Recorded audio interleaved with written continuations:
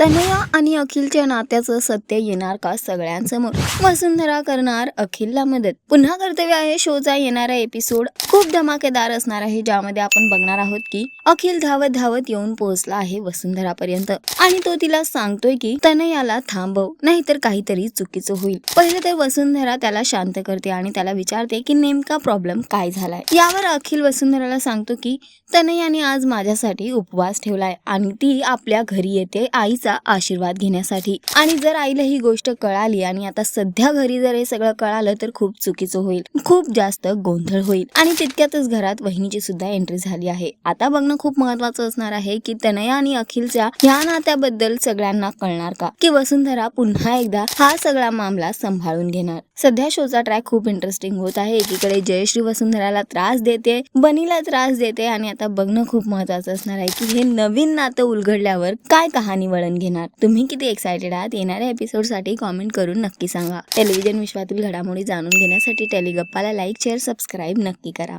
नमस्कार.